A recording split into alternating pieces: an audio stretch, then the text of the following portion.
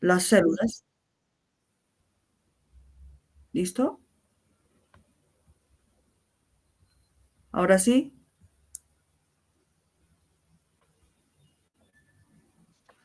Sí, para, señora. gracias, para poder identificar las células necesitamos de un equipo especializado. Para esto utilizamos los microscopios, que luego vamos a hablar de ellos, porque obviamente todas las células no son iguales. Las identificamos porque tienen diferentes tamaños, formas, ¿sí? Pero el hecho de que tengan diferentes tamaños y formas no significa que que la función que esté desarrollando se condicione a ese tamaño o esa forma.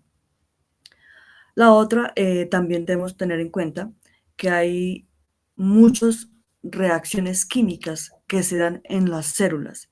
Y obviamente esta información que nosotros contamos hoy día ha sido el abonado de muchos científicos que han aportado, obviamente, el conocimiento de la célula. Entonces, así como nosotros necesitamos por lo menos alimento, vestido, tener el cuerpo bien, recibir la luz del sol. Las células también. Hay unas que requieren en mayor o menor cantidad aire, luz solar, agua, materiales básicos para que puedan reproducirse. Aquí vamos a ver la comparación que hay a nivel visual, a nivel microscópico, de diferentes tipos de organismos. Aquí vemos que nuestros átomos tienen alrededor de 0,1 nanómetros. Aquí en la parte superior ustedes van a ver la unidad y aquí en la parte inferior el nombre y cómo lo podemos identificar. Los aminoácidos, que son otro componente, ellos están alrededor de 1 nanómetro. La unión de varios aminoácidos forman lo que conocemos como proteína, en el caso de nosotros, nuestros músculos.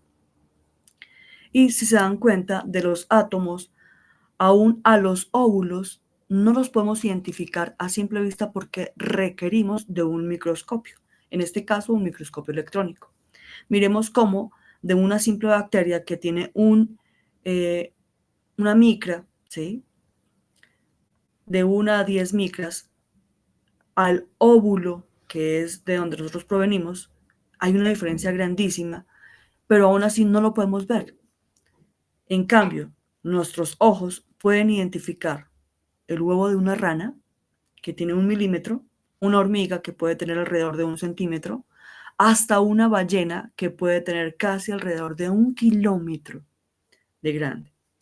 Entonces, obviamente, haber estudiado desde los átomos a la ballena azul nos da una información incalculable que pues por medio de la célula podemos identificar cómo son los funcionamientos de cada uno de estos organismos. A pesar de que todos presentan variaciones, todos los organismos, ¿sí? Su estructura interna, su funcionamiento es muy similar. Todas las células están compuestas de las mismas clases de moléculas y participan en las mismas reacciones químicas. Aquí en la parte de abajo tenemos diferentes tipos de células, desde células bacterianas, células de hongos, células vegetales, ¿sí? Células animales. Toda esta información que hay en la célula lo podemos evidenciar en dos moléculas. Una, que es el ADN, que es la información que se va a transcribir o se va a heredar a nuevos organismos, y el ARN, que es la molécula mensajera. Aquí tenemos por lo menos que nuestras dos moléculas, el ADN y el ARN, ¿sí? Son transmitidos o traducidos por las proteínas. Recordamos que los aminoácidos son los que conforman las proteínas, ¿sí? Y hay aproximadamente 20 aminoácidos para fabricar proteínas. De estos aminoácidos, 9 son esenciales. Cuando la palabra esencial aparece, significa que estos aminoácidos, los 9 que les menciono, nuestro organismo no los produce, necesita ingerirlos y obviamente si no los ingiere, el funcionamiento de la célula va a ser errado o equívoco. Resulta que en Estados Unidos unos científicos hicieron un experimento.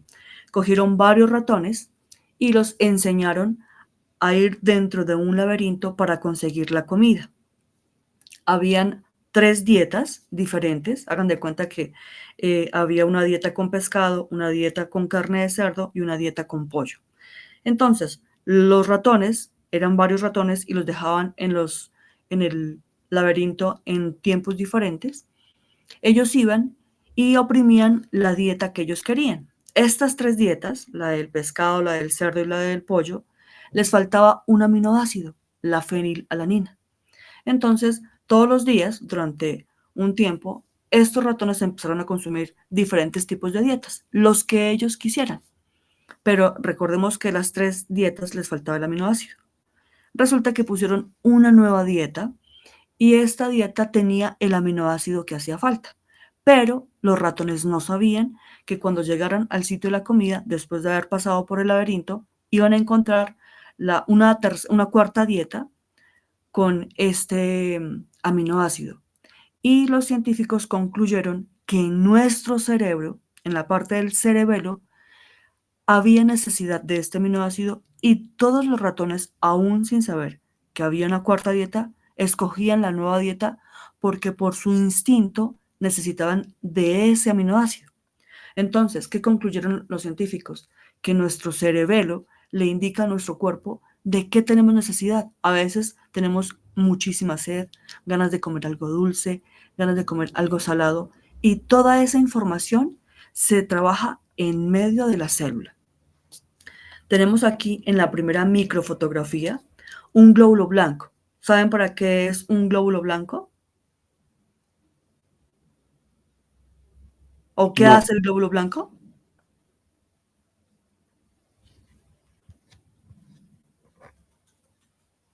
¿Saben? no, profe, no sabemos. Bueno, los glóbulos blancos son lo que nosotros conocemos como las plaquetas, es decir, cuando hay muchos glóbulos blancos en nuestra sangre, significa que nuestro cuerpo está atravesando por una infección. Entonces, nuestro organismo empieza a reaccionar. Por eso ustedes ven aquí cómo este glóbulo blanco está rodeado de los glóbulos rojos. En la segunda microfotografía vamos a encontrar los espermatozoides y en la tercera el dibujo de una neurona. Y todos ellos están conformados por células. Resulta que para poder identificar cómo era la célula, si era animal, si era vegetal, si era eucariota, si era procariota, porque hay diferentes tipos de células, necesitábamos identificar por medio de un microscopio, un aparato especializado. Como eran tan pequeñitas, pues era imposible identificarlas. Solamente se hizo hasta que en el siglo XVII, si se dan cuenta, realmente es algo muy temprano, las células se pudieron observar. Básicamente fueron descritas por Robert Hooke, quien él empezó a diseñar un microscopio diseñado por él, ¿sí?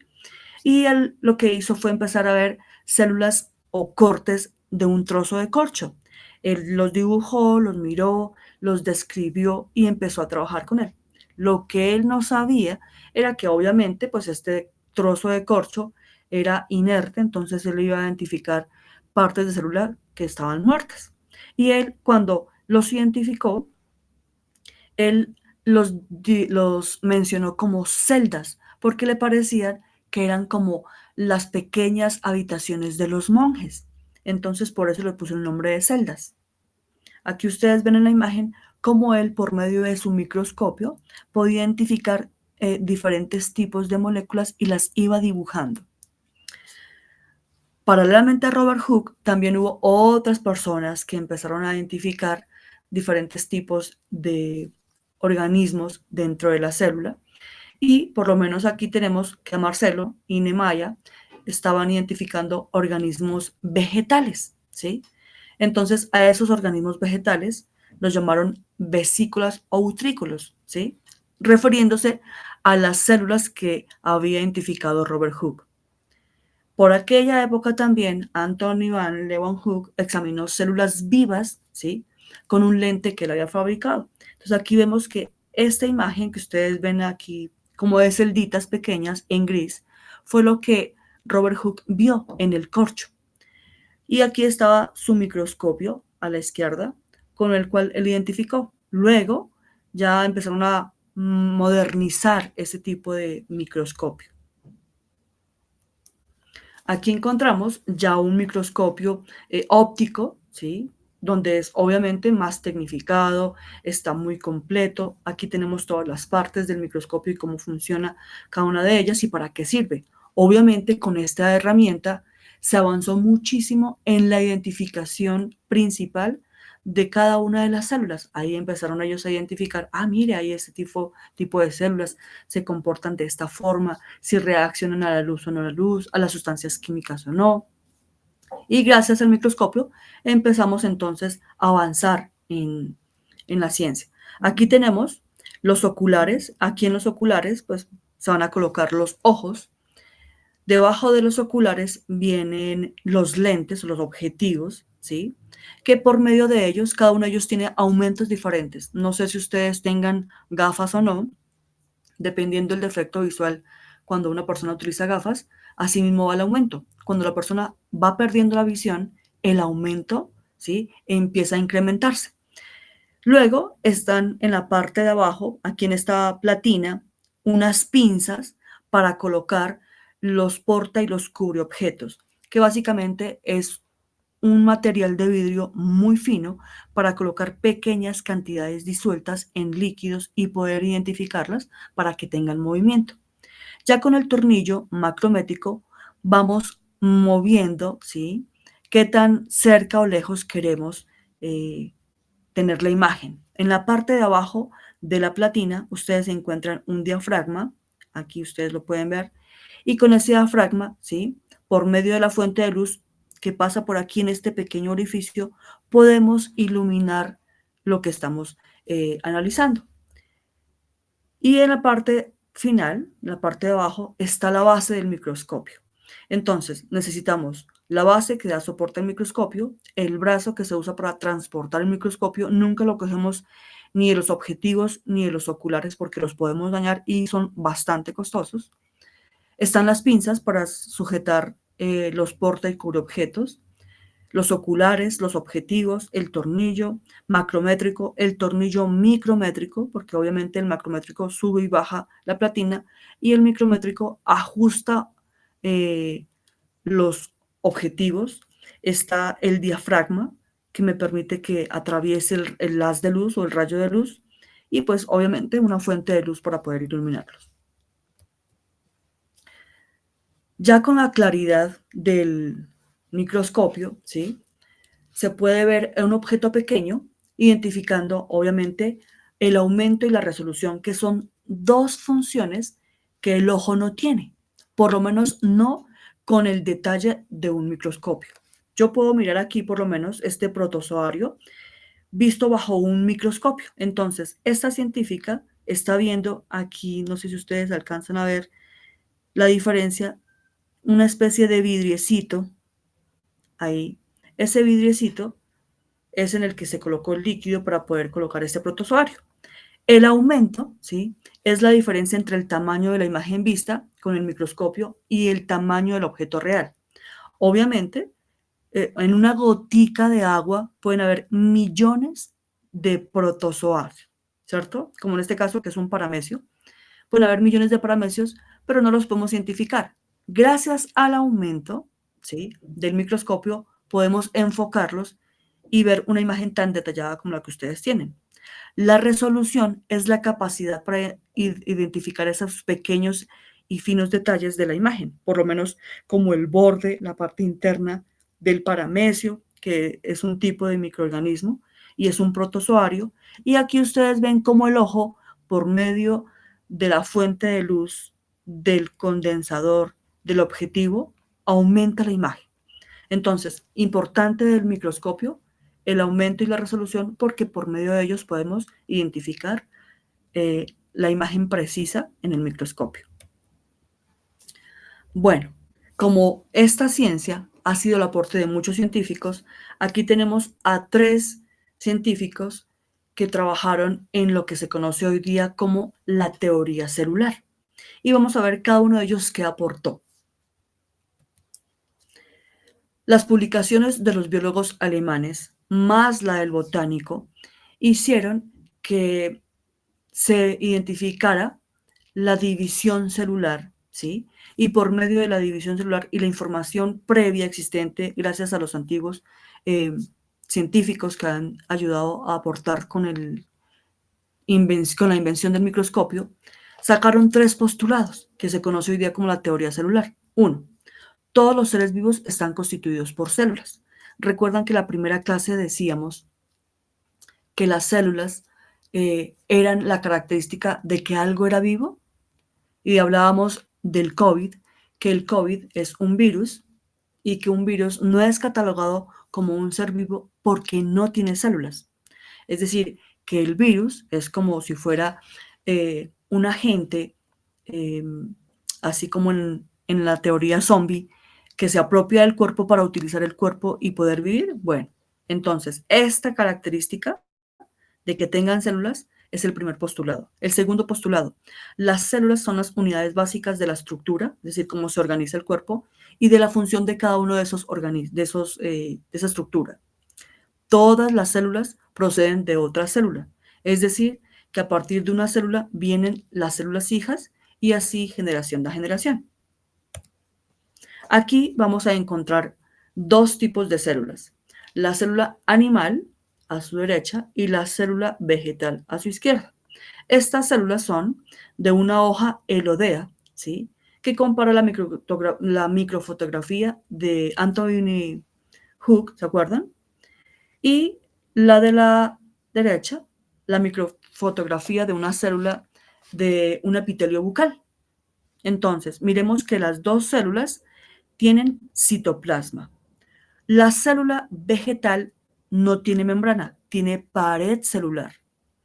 Y ese color verde que ustedes ven allí en la célula vegetal viene dado por el cloroplasto. El cloroplasto no está presente en la célula animal.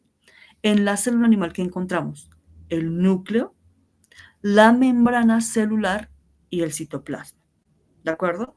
Dentro de la tarea que ustedes tenían estaba exactamente eso, identificar qué tenía la célula vegetal, que no tenía la célula animal y viceversa. ¿Qué significa la célula procariota? La palabra procariota proviene del prefijo pro, que significa antes de, y del sufijo carión, que significa núcleo, ¿de acuerdo? Entonces, antes de el núcleo, es decir, que una célula procariota es un material genético, como ustedes lo ven aquí, ¿sí?, pero que no tiene el desarrollo que tiene una célula eucariota. ¿Por qué? Porque no tiene núcleo. Entonces, aunque nosotros tenemos diferentes tipos de células eucariotas, todas nuestras células tienen núcleo, no las procariotas. ¿Listo? La procariota no posee un núcleo verdadero, ya que carecen de envoltura nuclear. Se caracteriza por tener un tamaño pequeño, dentro de 1 a 5 micrómetros, y por poseer orgánulos que son el tipo presente en las bacterias. Ustedes van a encontrar que la mayoría de las bacterias son células procariotas. Ahora, ¿qué es la célula eucariota?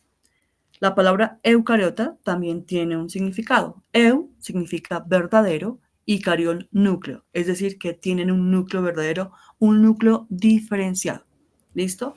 La célula eucariota posee un núcleo real definido por la envoltura nuclear y en cuyo interior se encuentra el material hereditario, es decir, toda la información genética que le va a transmitir a las células hijas.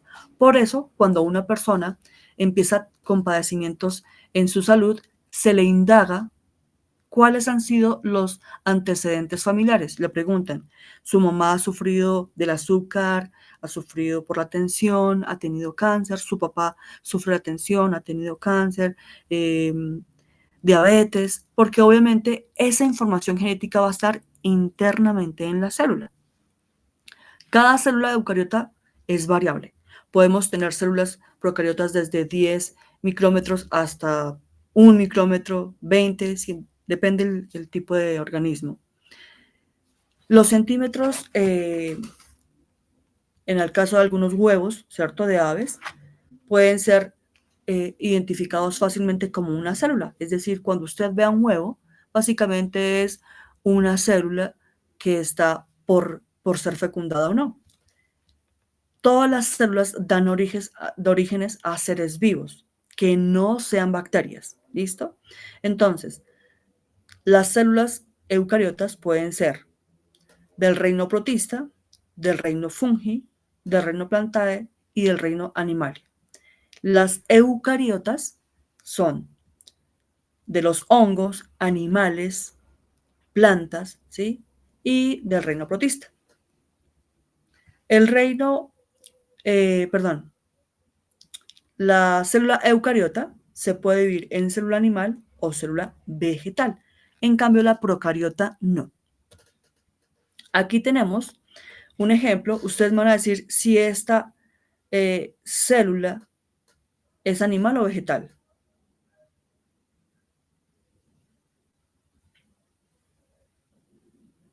Jeffrey, ¿es animal o vegetal? Dice ahí que es vegetal. ¿Por qué más? Aparte que dice que es vegetal.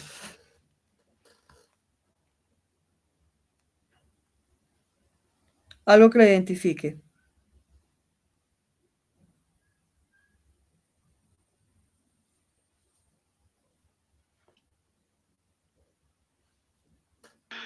Pues, profe, es lo que dice ahí, ¿cierto? Presente a todos los tejidos de las plantas. Cuentan con una pared de celulosa diferente de las profesoras de hongos. Recuerden, no me están prestando atención porque yo les mencioné. El cloroplasto en la imagen, aquí aparece el cloroplasto, no está en la célula animal, porque el cloroplasto es el que le da el color a la clorofila y las células animales no tienen clorofila. Nosotros no tenemos clorofila.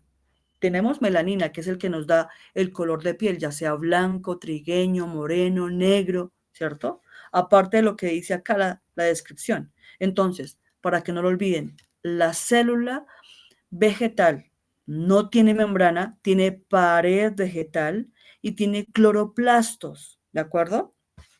Ahora, obviamente la célula vegetal está en todos los tejidos de las plantas, cuentan con una pared de celulosa, ¿sí? Que es diferente de las procariotas y de los hongos, y le otorga esa protección y esa rigidez a la célula. Por lo menos miremos un tomate.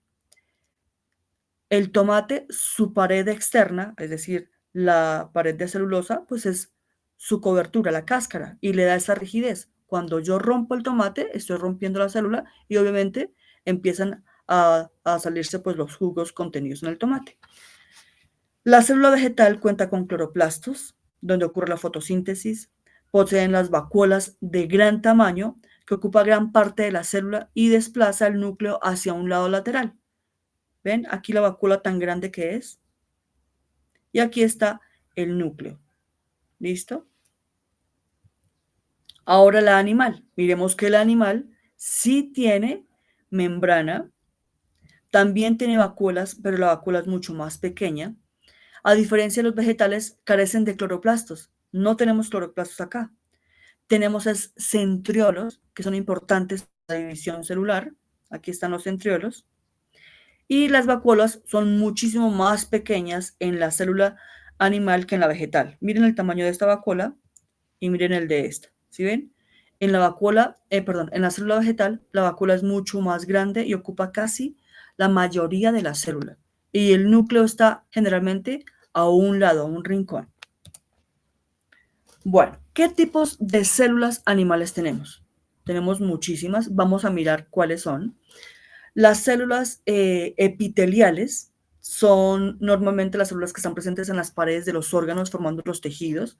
Por lo menos en el intestino delgado hay pequeñas microvellosidades para aumentar la superficie de absorción de nutrientes. Es decir, estas células epiteliales son bastante características en nuestro intestino. Vamos a mirar cuáles son las características de ellas.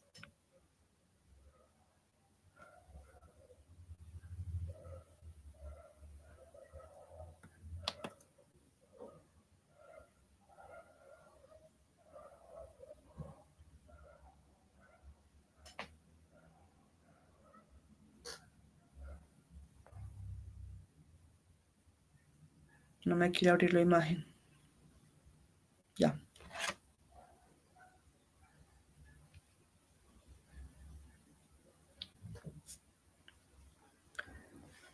Bueno, estas células que les menciono en el ejemplo, las microvellosidades, son las que nos protegen nuestro intestino, ¿sí? De infecciones, de malestar estomacal. Por eso, cuando una persona tiene diarrea, lo primero que se hace es hidratar a la persona porque esas microvellosidades empiezan a afectarse.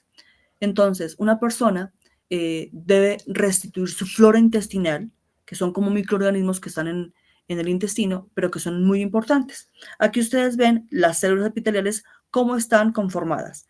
Viene una parte que es escamosa, viene otra parte que es cúbica, si se dan cuenta, bastante regular, viene una que es en forma como de cilindro y todo esto en conjunto es el tejido conectivo.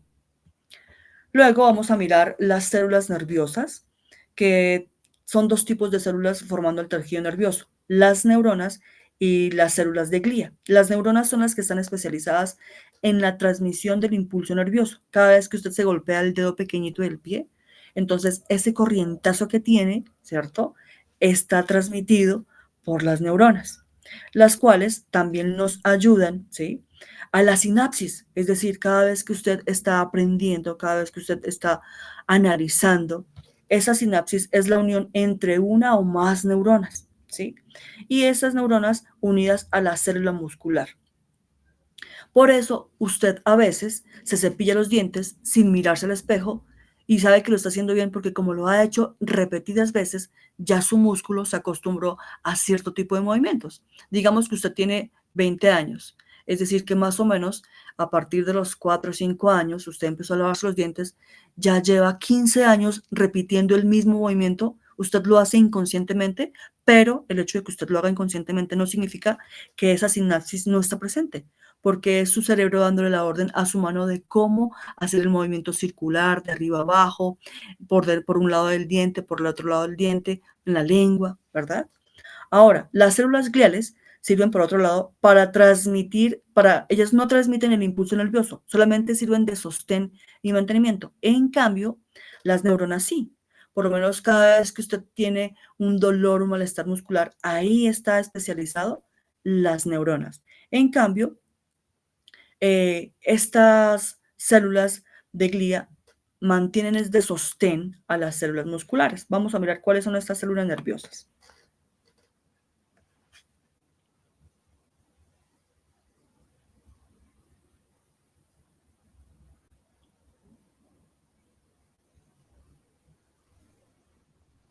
Bueno, aquí tenemos entonces la neurona. Dentro de la neurona, ¿quién va a estar? Pues la célula. ¿Qué tipo de célula? En este caso, una célula eucariota, porque tiene núcleo diferenciado. Es una célula animal, porque recordemos que está en nuestro organismo. Y aquí ustedes van a ver los axiones, ¿cierto? Que son como estas colitas de las neuronas, que son por medio de los cuales se conectan con otras neuronas. Cuando esta neurona, por medio de su acción, se conecta con otra neurona, ahí está la sinapsis. Ahí ya hay un impulso nervioso enviado a nuestro cerebro. Ahora, internamente, ¿cierto? ¿Qué tiene cada una de sus acciones? Pues neurotransmisores. Nosotros no identificamos, no estamos conscientes cada vez que tocamos algo. Sentimos que está rugoso, que está liso, que es pesado, que es frío, que es caliente, pero no estamos conscientes de todo lo que nuestro cerebro está trabajando para transmitir esa información. Ahora, si ustedes se dan cuenta aquí, miren, en esta vainilla de mielina, ¿sí?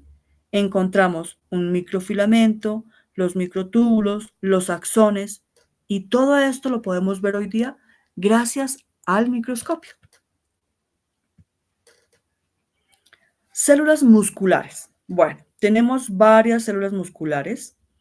Tenemos las del tejido liso, las del tejido muscular esquelético y las del tejido muscular cardíaco. Imagínense que hay una bacteria. Esta bacteria se llama Clostridium botulinum. Es una bacteria que produce la muerte y esta bacteria está presente la mayoría de veces en alimentos embutidos como los cárnicos, alimentos enlatados en mal estado. Esta bacteria genera parálisis muscular y la persona muere por paro cardiorrespiratorio. ¿Por qué? Como en el músculo, como en el corazón están las células musculares, cuando esta bacteria reacciona y bota la toxina, los músculos del corazón quedan tiesos. Entonces, esta bacteria produce parálisis muscular. El músculo queda totalmente rígido y no se puede mover. Al no moverse, pues la sangre no bombea, no llega al corazón, no llega a los pulmones y la persona muere por paro cardiorrespiratorio. ¿A qué le suena el nombre de Clostridium botulinum? ¿Con qué lo asocian?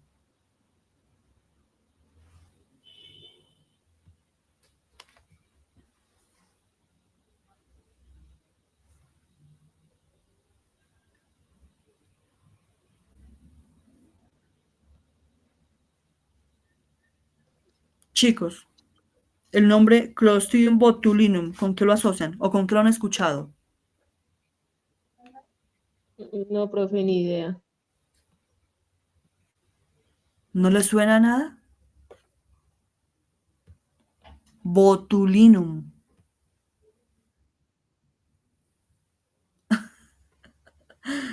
A Botox. Resulta que el Botox es una sustancia extraída de la toxina de esta bacteria. Entonces, como esta bacteria genera parálisis muscular, cuando le inyectan a uno pequeñas cantidades, muy pequeñas, o si no lo puede matar, de Botox, el músculo queda tieso. Entonces, por eso ustedes se dan cuenta que la mayoría de artistas recurren a este mecanismo de estiramiento facial por medio del Botox porque el músculo va a quedar quieto, pero no es eterno. Ese efecto se va perdiendo después de 6 meses. Entonces, miren, por medio de la biología, cómo una sustancia tóxica le podemos dar funciones, en este caso estéticas, para nuestro beneficio. Obviamente, ustedes se han dado cuenta de los resultados de la exageración del Botox porque llega un momento en que deforma el rostro, deforma el músculo. Tenemos también las células sanguíneas. Dentro de estas células tenemos 3 tipos, lo que les mencionaba en la foto: el glóbulo rojo o los eritrocitos, los glóbulos blancos o leucocitos y las plaquetas.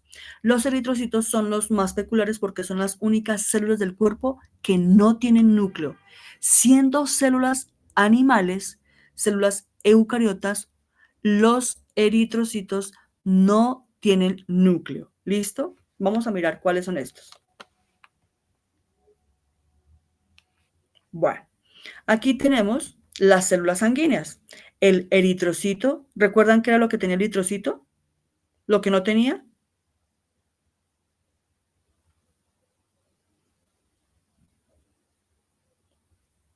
Lo acabo de mencionar. ¿Qué no tenía el eritrocito?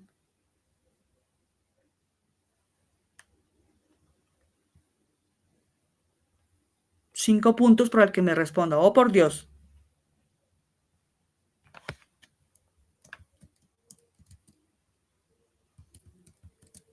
A ver, ¿quién está conectado? Jeffrey, Juliana. ¿No? Jennifer. Jonathan. Valeria.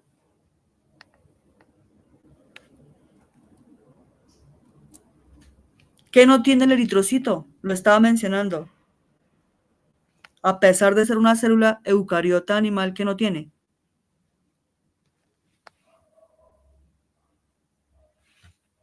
¿Me escuchan?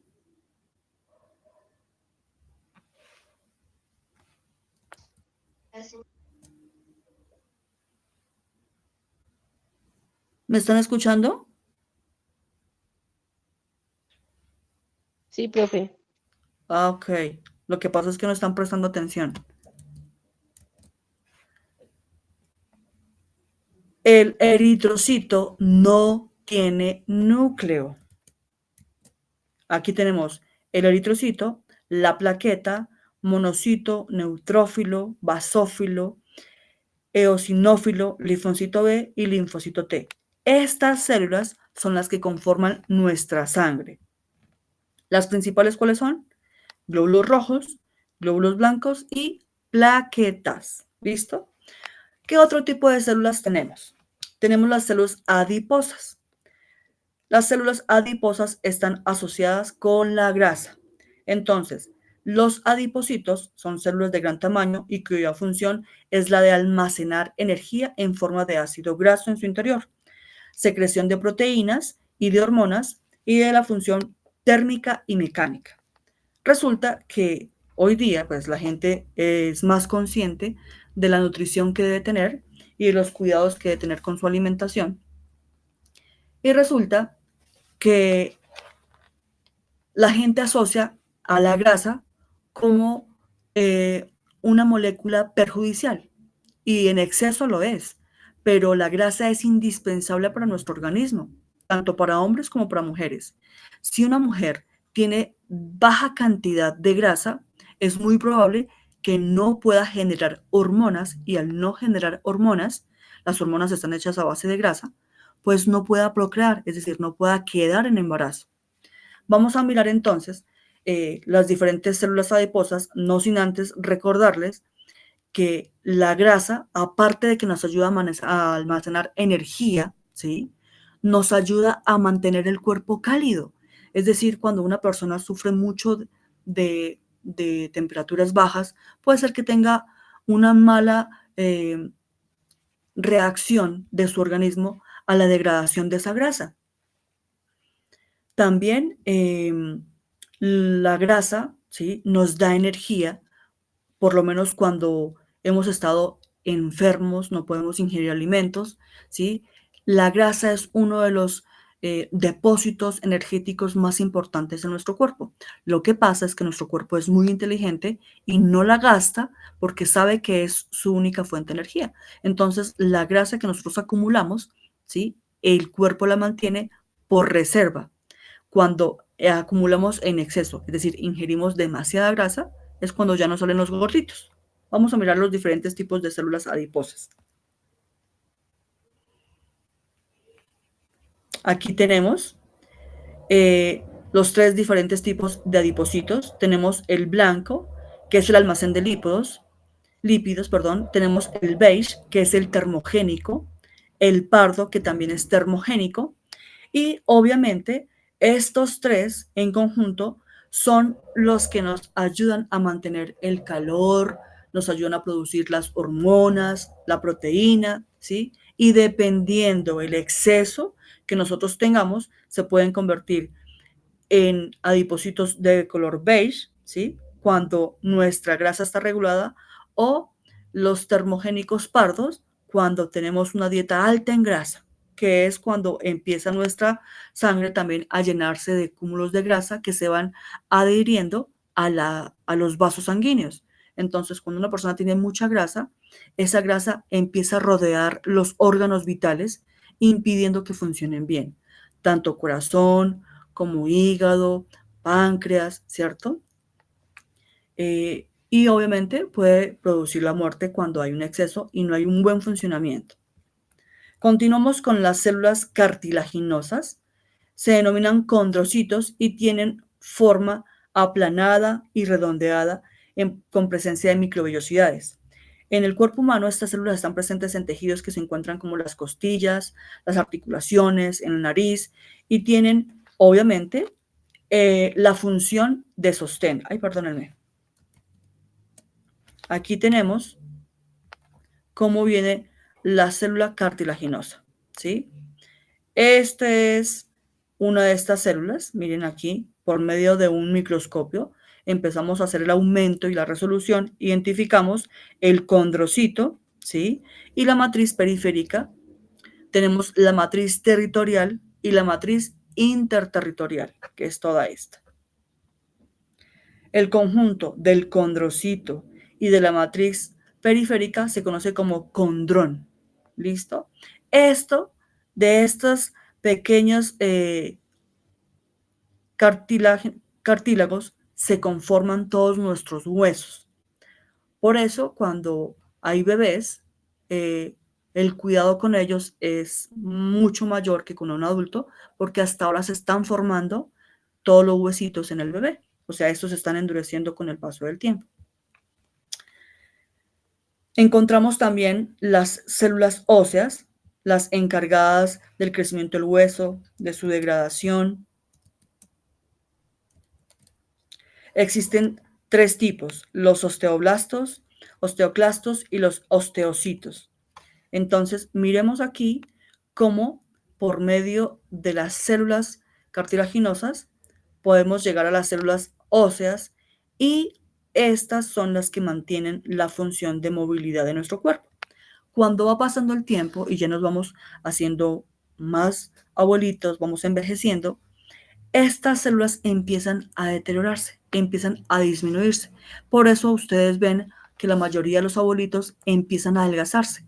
Este proceso de envejecimiento no es solamente cuando usted cumple los 50, 60, 70, no.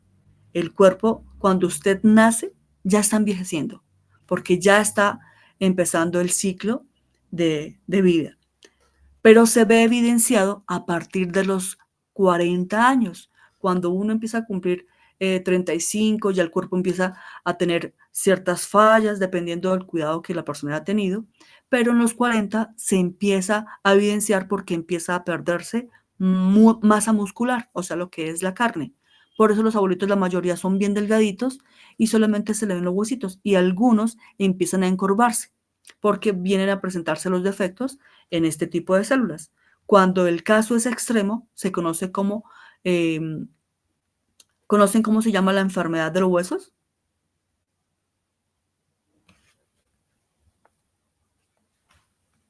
Empieza por osteo.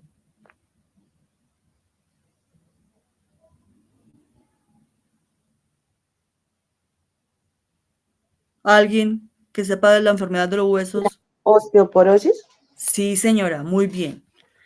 Que básicamente hace que los huesos se vuelvan más delgaditos y esos huequitos que ustedes ven ahí más grandes. Y por eso, cuando una persona sufre de osteoporosis, los huesos se le rompen con facilidad. No puede tener golpes fuertes.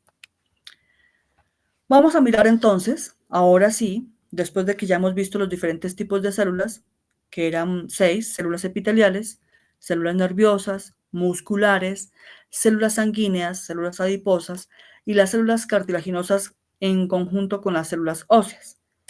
Vamos a ver las partes de la célula. Entonces, hagamos un breve resumen.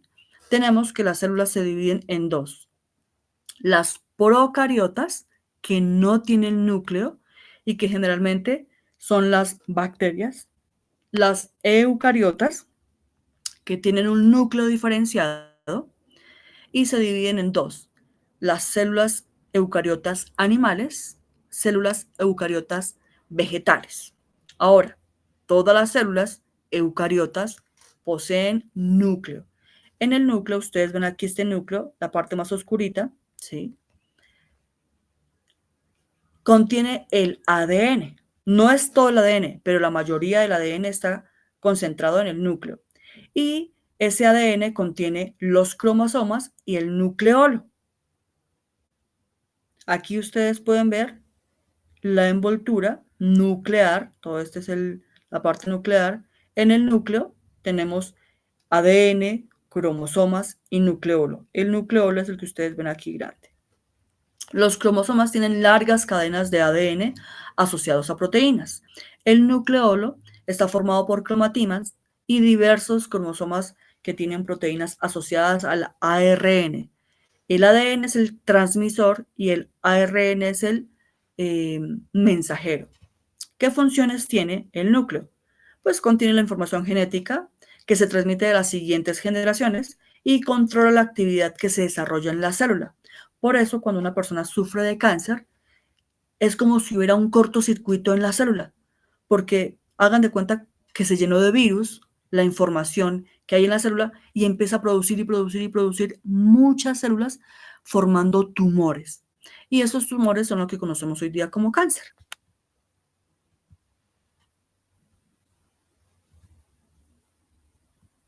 Aquí tenemos entonces las partes del núcleo, ya más grande. Esta es la célula animal, es decir, una célula eucariota, porque tiene núcleo. Aquí el núcleo tiene el envoltorio nuclear, que es el que ustedes ven aquí, el poro nuclear, la cromatina, que son estas líneas rojitas, el nucleoplasma, que es como el líquido en donde está sostenido el núcleo, el nucleolo y la lámina nuclear, esta que está aquí de protección.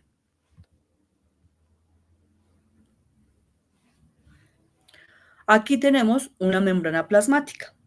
Esta membrana plasmática está presente solo en las células eucariotas. En las células, en el caso de las células animales, tenemos la membrana plasmática y en el caso de las células vegetales, la pared celular. ¿Listo? La membrana plasmática mantiene la integridad estructural, es decir, es la que contiene, ¿sí?, la célula y no permite que se salgan los organelos. Controla funciones básicas como el transporte de sustancias a través de ella y los contactos que hay entre células. Constituye el límite de la célula con el medio exterior y está compuesta principalmente por lípidos como fosfolípidos y el colesterol.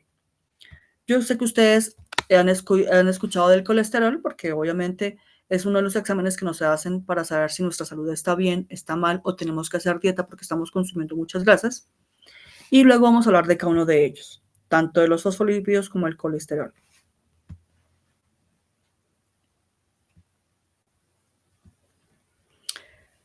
Vamos a mirar las partes que tienen las células animales eucariotas y su membrana plasmática. Miren que la membrana es esta que ustedes ven acá, rodeando la célula. Y se ve como unos filamentos. Ya les voy a explicar internamente qué contiene cada uno de esos filamenticos o esos hilitos que se ven, porque se ven bien delgaditos, pero contienen mucha información importante. Aquí, ¿se acuerdan de esos filamentos? Son estas bolitas que ustedes ven acá. Estas bolitas son los fosfolípidos. Y aquí vemos una proteína. Si se dan cuenta, hay fosfolípidos en la parte de arriba y en la parte de abajo. ¿Por qué? Porque resulta que los fosfolípidos son una estructura básica de la membrana. Todas las membranas tienen fosfolípidos y están compuestos por una parte que tiene una característica polar y por la otra parte una característica apolar. Cuando yo digo polar, ¿sí?, es porque se disuelve en agua. Por eso se llama hidrófila, ¿sí? Y cuando es una parte apolar, es decir, hidrófoba, que no se disuelve en agua, esta característica del fosfolípido hace que la célula pueda reaccionar con sustancias que se disuelven en agua y con sustancias que se disuelven en grasa. Las que se disuelven en grasa son lipofílicas o lipófilas, ¿sí? Y cuando se disuelven en agua son hidrófilas o hidrofílicas. Por eso, aquí la palabra filo hace referencia al amor, o sea, la relación que tiene el fosfolípido, se disuelve mejor en sustancias líquidas, y cuando es hidrófobo o fobia al agua. ¿Me hago entender?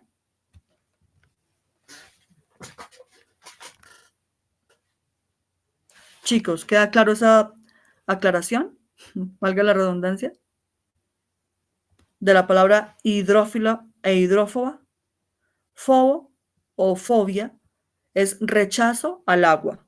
Fobia al agua, hidrófoba. Hidrófila, filos, significa amor. Entonces, amor por el agua. ¿Listo? Vamos a ver cómo es un fosfolípido ampliado.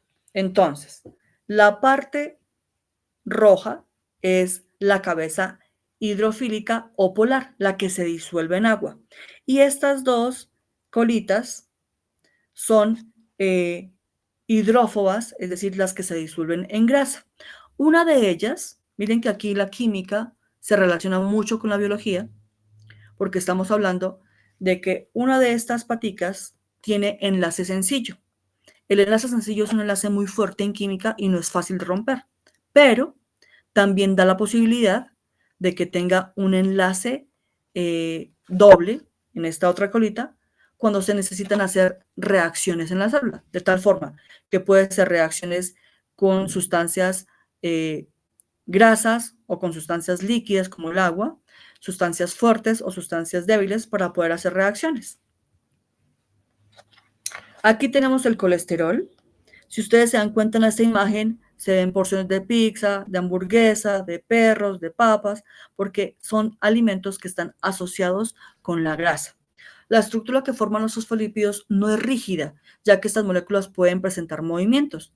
Los lípidos están unidos a moléculas como glúcidos, es decir, carbohidratos, que forman glucolípidos y pueden ser receptores químicos con capacidad para unirse a otros compuestos y provocar cambios en la célula. Entonces, la característica del fosfolípido hace que también se pueda relacionar con carbohidratos o glúcidos, que es el nombre químico que se le da a los carbohidratos, y poder generar reacciones. En el colesterol, ¿sí?, que más o menos se encuentra en un 20% en todas las membranas eucariotas, las moléculas del colesterol se disponen de manera intercalada en los fosfolípidos para limitar la movilidad, para que no se mueva demasiado, pero para que tampoco esté totalmente tiesa, ¿sí?, o inerte. Entonces, el colesterol ayuda a que haya esa movilidad en la membrana y también reduce la permeabilidad, es decir, es selectivo con lo que deja entrar al interior de las células. Y miremos que hay dos tipos de colesterol, un colesterol que es malo y un colesterol que es bueno. El colesterol bueno es el que tiene enlaces que son sencillos, que son dobles, que se pueden romper fácilmente, mientras que el colesterol malo tiene enlaces sencillos, que son enlaces muy fuertes, y por eso el colesterol malo es el que se empieza a pegar a las paredes de la célula. Ustedes aquí van a ver la foto de un eritrocito, ¿recuerdan? Que era una célula que no tenía núcleo y que está en las células sanguíneas. Pues cuando hay mucha grasa en los vasos sanguíneos, los eritrocitos, los glóbulos rojos, no pueden moverse y entonces pueden generar trombos. ¿Por qué? Porque como está taponada la vena por grasa, no se puede movilizar bien. Ahora, vamos a ver las proteínas. Las proteínas están insertadas en la membrana, ¿sí? Como es una bicapa, o sea, hay dos capas, arriba y abajo, pues hay una parte en donde se hacen las proteínas, porque las proteínas pueden asociarse a las grasas o a los carbohidratos. Si se forman con los carbohidratos, se forman las glucoproteínas. En las membranas se produce más o menos el transporte de electrones alrededor de un 75% de la masa total, ¿sí? Y esa energía de transportes se lleva, en el caso de la célula eucariota vegetal, al cloroplasto, y en el caso de la célula eucariota animal, a la mitocondria. Resulta que también las proteínas ayudan a la excreción de la célula, es decir, lo que la célula necesita expulsar porque ya no lo requiere después de haber trabajado en ella, así como captar nutrientes del medio externo e importarlo a la célula. Estas acciones de la membrana son las que permiten que nuestra célula pueda seleccionar qué le sirve y qué no le sirve. Entonces, cuando la célula importa o trae al interior nutrientes, se llama endocitosis, es decir, del exterior al interior. Y la exocitosis es cuando la célula tiene que expulsar del interior al exterior sustancias que ya no necesita. ¿Listo?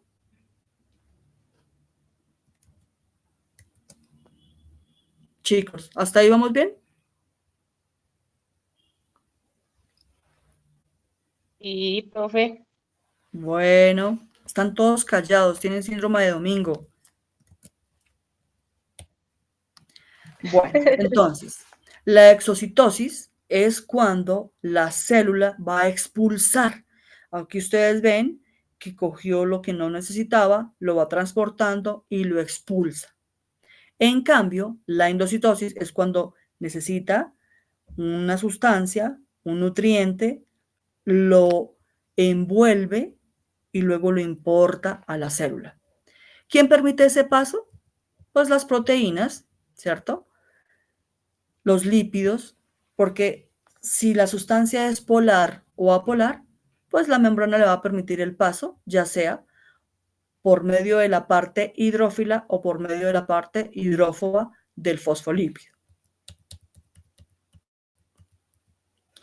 Vamos a ver ahora la pared celular de una célula vegetal. Obviamente, pues como está compuesta por cloroplastos, pues va a ser de color verde. ¿Listo? La pared celular está ubicada en la parte exterior de la membrana plasmática de las células vegetales. La característica también es estructural y funcional. Está condicionada por la pared de la célula y está compuesta por celulosa, hemicelulosa y pectina. Les voy a poner un ejemplo. ¿Conocen la pectina?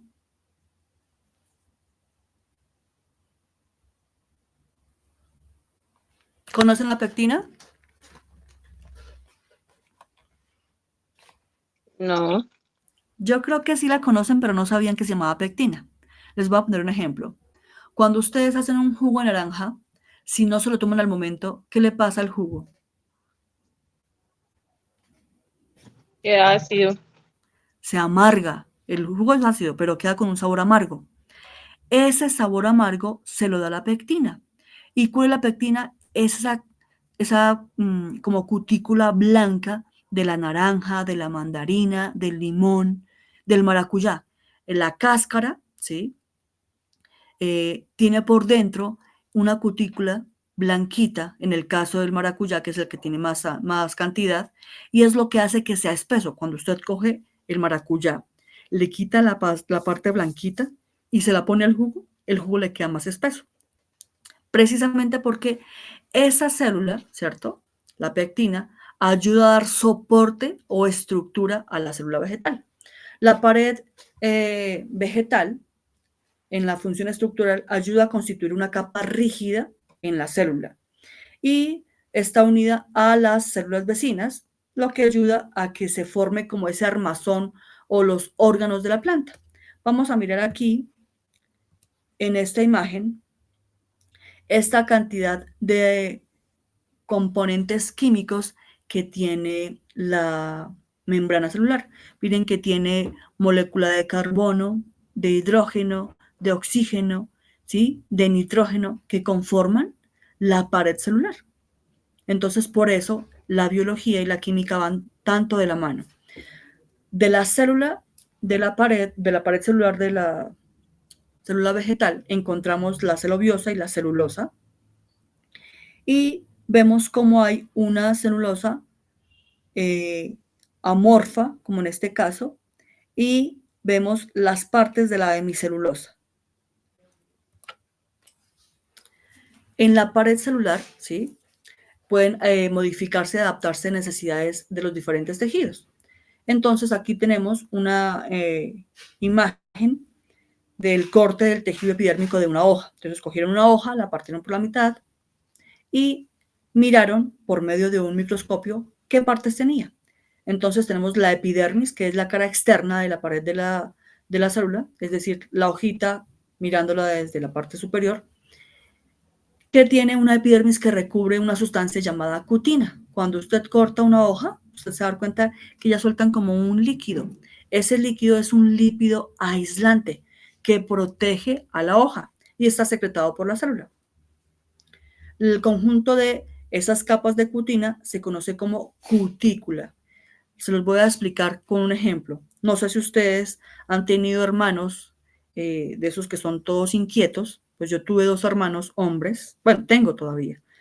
Y mis hermanos jugaban cuando éramos pequeños a coger la cáscara de la mandarina, pellizcarla y ese líquido que botaba arrojarlo a los ojos. Pues claro, esa cutícula, que es como una especie de cera, ¿sí? Porque es como grasosita, irrita el ojo, pero protege a la mandarina. ¿De qué la protege?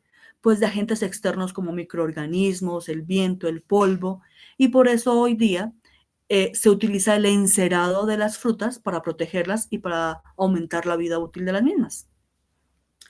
Ahora, la cutícula protege de la infección, de los rayos ultravioleta, de microorganismos y de golpes. Aparte de la epidermis tenemos el xilema, que es un tejido como leñoso y que ayuda a conducir líquidos en el proceso de la modificación de la pared celular. Entonces, ese xilema puede estar aquí en medio de estas células. Vamos a mirar, aparte del núcleo y de la membrana, qué otros organelos tiene la célula. Ustedes tenían una tarea que era identificar en la célula animal y vegetal cuáles eran los organelos. Hoy vamos a explicar cada uno de ellos. La membrana plasmática contiene organelos dentro del citoplasma. El citoplasma es como un líquido en donde están situados cada uno de estos organelos. Ese líquido se llama citosol. ¿Listo?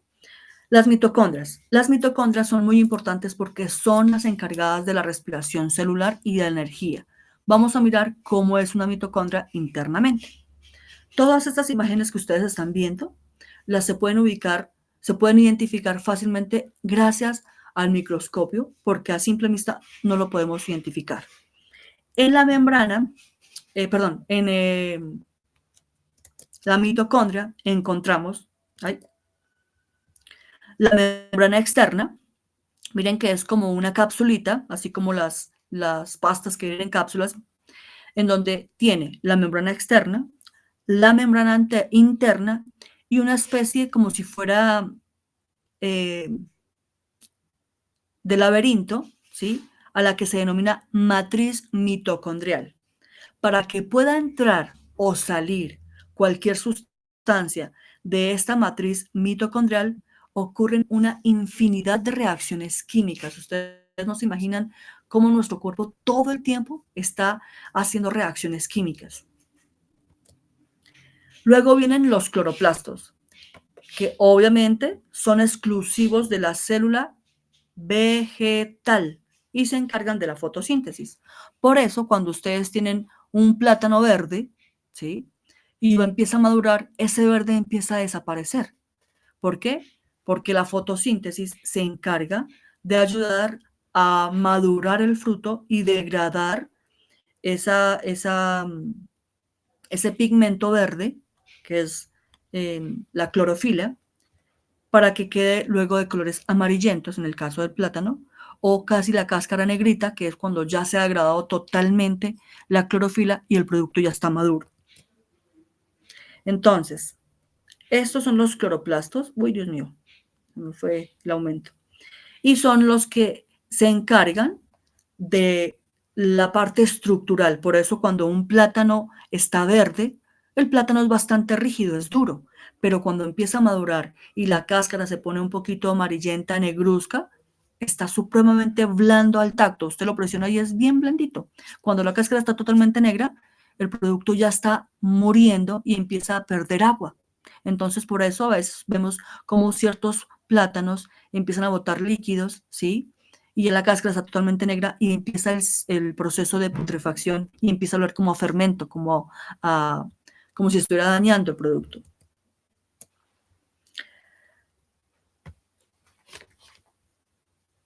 Aquí vemos cómo se realiza el proceso de la fotosíntesis, cómo están diseñados los cloroplastos. Espero que lo aumente demasiado. ¿Alcanzan a ver bien ahí?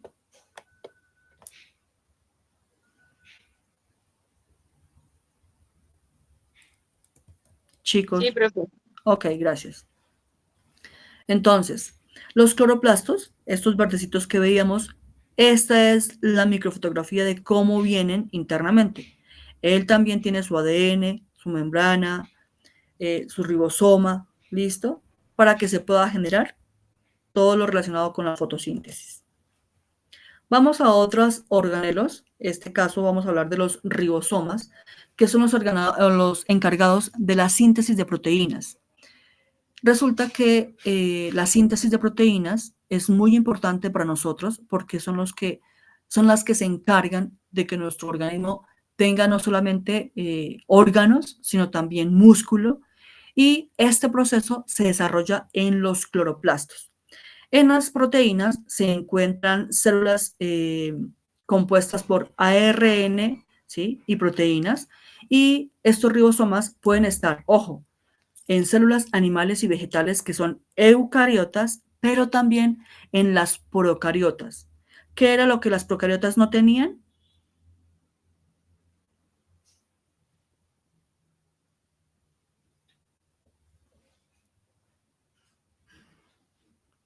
¿Qué no tienen las células procariotas?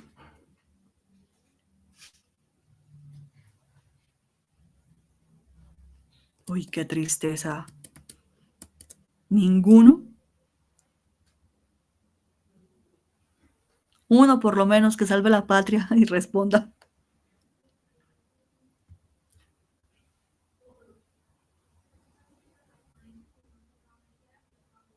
Valeria, anímate. Una diferencia entre la célula procariota y la eucariota. A ver. Pared celular, creo. No, las dos tienen. Recuerda que las células eucariotas pueden ser animales y vegetales. Pero la célula procariota, ¿qué no tiene?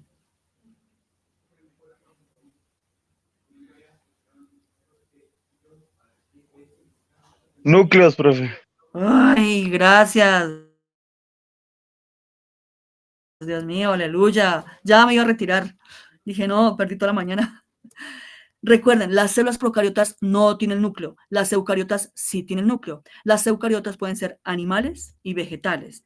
En las eucariotas está reino fungi, reino protista, reino plantae y reino animalia. ¿Listo? Bueno, entonces, los ribosomas están en todas las células, animales, vegetales, de bacterias y de hongos, pero en estos ribosomas lo importante es que ellos tienen el ARN y las proteínas, que son los que llevan información genética. Vamos a mirar cómo son los ribosomas. No quiere mostrarnos como si aceptara. A ver.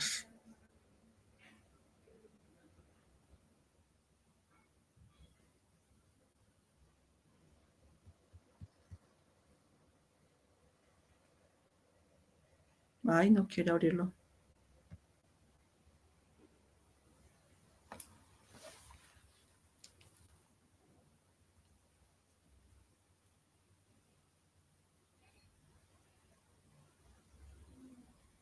Bueno, ya les muestro ahorita porque no me los deja ver.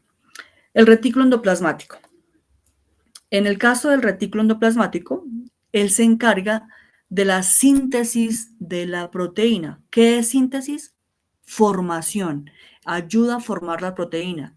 Y aparte de todo, el retículo endoplasmático también ayuda al transporte de material intracelular, es decir, internamente en la célula. Información que vaya a la mitocondria, el cloroplasto, el ribosoma, las vacuolas, ¿listo? Tenemos dos tipos de retículo endoplasmático. Tenemos el retículo endoplasmático rugoso, que tiene ribosomas, y este retículo ayuda a la relación entre los ribosomas y el ARN mensajero junto con la síntesis de proteínas. En cambio, el retículo endoplasmático liso no tiene ribosomas, ayuda a la síntesis de fosfolípidos y colesterol y ayuda también al proceso de desintoxicación. Entonces miremos que el endoplasmático ayuda a que se formen fosfolípidos y colesterol y a desintoxicar la célula, y el endoplasmático rugoso a que se formen las proteínas y la relación que hay entre el ribosoma y el ARN mensajero. ¿Listo? Vamos a mirar entonces los diferentes tipos de retículos endoplasmáticos. Listo. La imagen es bastante explícita. El retículo endoplasmático liso, pues viene liso y por eso a eso obedece su nombre. Y el retículo endoplasmático rugoso, ustedes lo ven acá, pues tiene esa característica que hace pues, que se derive su nombre. Los dos están presentes en el retículo endoplasmático en general, pero cada uno tiene funciones diferentes.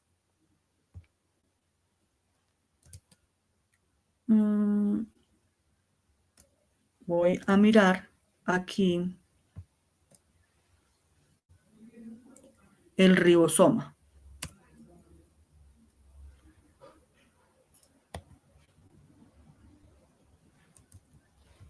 Perdón, tengo como bloqueado aquí. Los ribosomas.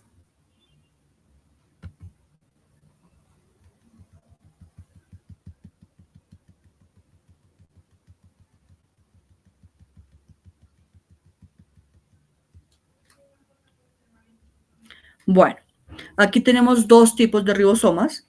Uy, el ribosoma procariota, la célula procariota es la que no tiene núcleo, pero igual tiene un ribosoma, solamente que con tamaños diferentes. Aquí tenemos el ribosoma eucariota, que es obviamente mucho más grande, la célula eucariota sí tiene núcleo, y los dos, tanto en la célula procariota como en la eucariota, tienen la misma función.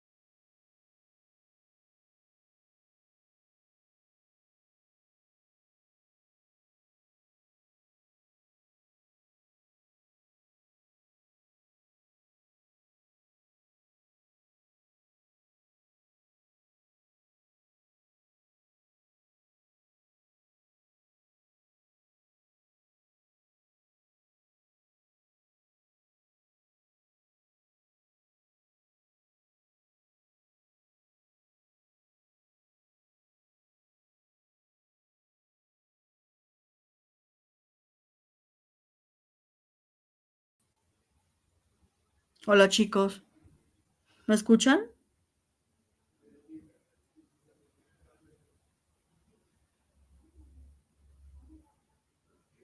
¿Me escuchan?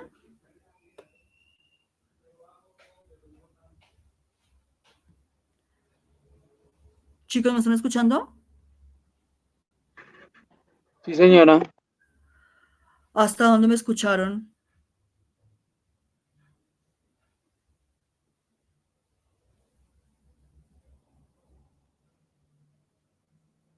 ¿Hasta qué parte, en qué parte me escucharon?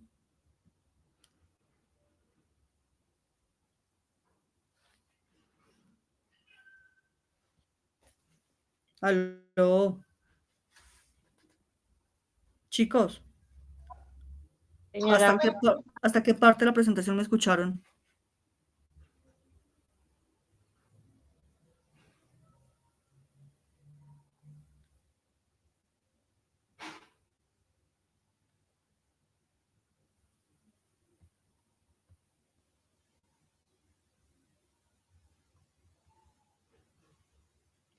¿Me escucharon todo lo que les estaba diciendo?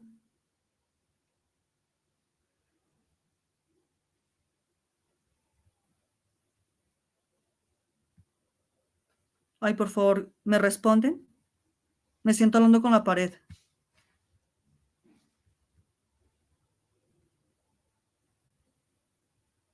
¿Hasta qué parte me escucharon?